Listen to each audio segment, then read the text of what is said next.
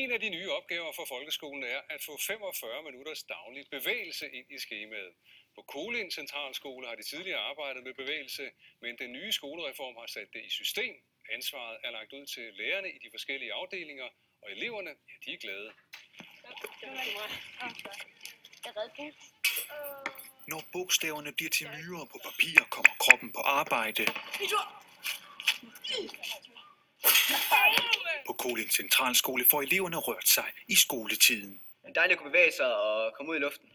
45 minutter om dagen i skoletiden skal krop og sjæl motioneres, og det er en udfordring, de har taget op i Kolind. Der er jo altid usikkerhed, når man starter noget nyt.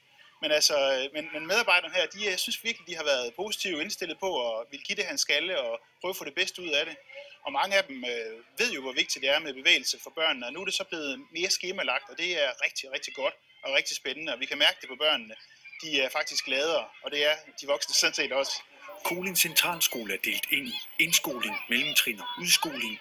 Lærerne i de respektive afdelinger har så fået til opgave at indarbejde bevægelse i undervisningen. Vi mærker, der er bestemt forskel på vores egen undervisning. Det synes jeg, og jeg synes også, hvis man spørger børnene, kan I så holde?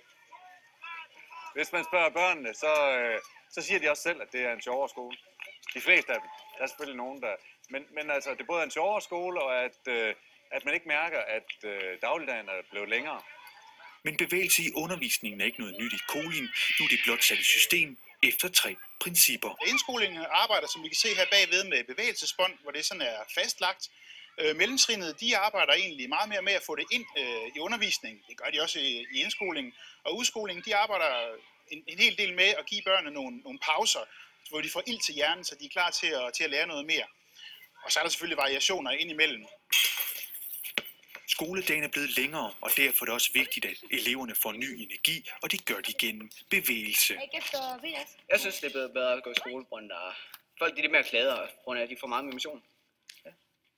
Folk er mere lys på tingene, og det er jeg rigtig glad for. Hvis vi skal evaluere allerede nu, så synes jeg da faktisk, at det er meget positivt. Det synes jeg. Men lad os snakke ved igen om et halvt års tid. Det gør vi så. Kolind Centralskole vil lige før efterårsferien evaluere, hvordan det går med bevægelse på skoleskemaet, og vil tilpasse opgaverne efter det. Vi fortsætter med at sætte fokus på erfaringerne med den nye reform, og vi vil gerne høre fra dig, hvad enten du har gode eller dårlige erfaringer. Adressen til os, den finder du på vores hjemmeside tv2oj.dk.